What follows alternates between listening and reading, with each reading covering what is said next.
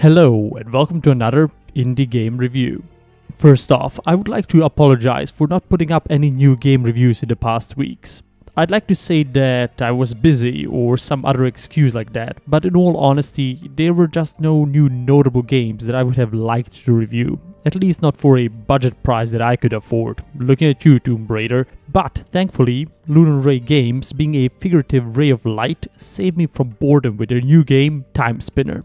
Just by watching my other reviews, you might have guessed that I'm a fan of Metroidvania games, and Timespinner is quite obviously one of them. Even though I'm sure that it is much less a Metroid-like game than it is a Castlevania-inspired one. It seems that the inspiration came from, in my opinion, the best Castlevania games that came out during the tail end of the 90s and the beginning of the new century. It is obvious from the design and gameplay. A 2D fantasy world with quite nice looking sprites and fluent animation that even makes backtracking a fun thing to do. The world is naturally unlocked by finding new abilities like the double jump, which is run of the mill for this type of game, and now that I think about it, it can be said for most of the game.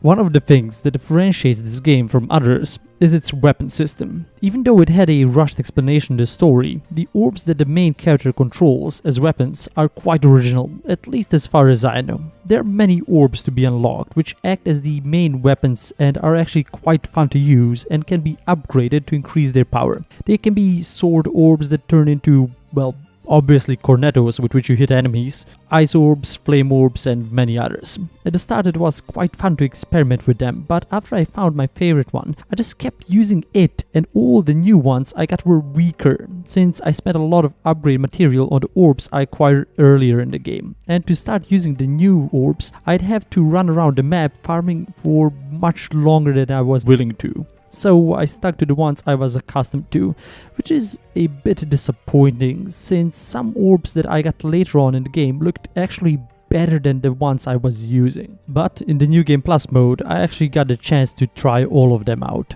Talking about New Game Plus, it's unlocked by finishing the game once, and it starts the game over, but with most upgrades that were acquired in the previous playthrough, which is actually quite welcome because the game is really short. I powered through it in one evening, a bit over 4 hours, which took me by surprise. I thought that I missed half of the game by not doing something, which might be true, so I'd be quite thankful if any of you could tell me what I did wrong. I explored most of the map, over 80%, and I did half of the quests. I didn't finish all of them, because they were tedious and reminded me of boring MMO grinding. Go kill 10 sirens, collect 2 mushrooms, gather 5 feathers. It just felt so out of place in a game like this. Maybe it's because the developers noticed that it is a bit shorter than intended, and all that I got from the quests is a bit of character development for the NPCs. I say development, but none of them changed their personalities even after an overpowered time-traveling blue-haired girl comes to turn the tides of the war. And here is where I go into story territory.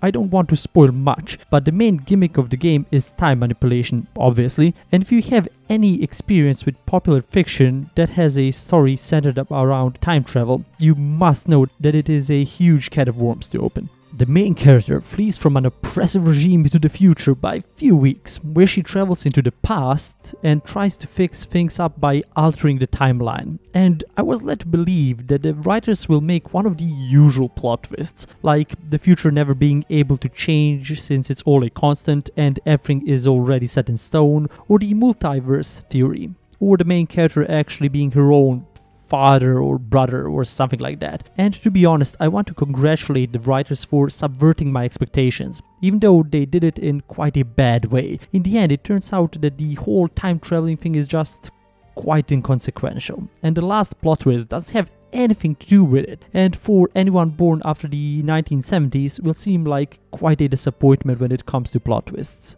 Even so, the time travel is a fun gimmick during the game. It let me see the present and the past versions of the map, and it's nice to see how troops change and how wildlife gets extinct, even with the few explanations as to why that happened in the form of written logs that are hidden around the game, and I just wish the creators had played around a bit more with that. Over the whole playthrough, I haven't noticed anything I do in the past that had consequences in the future, besides one really important thing that I did with a portal, but even that only changed one small part of the map in the future, with no major changes that something like that should have provoked.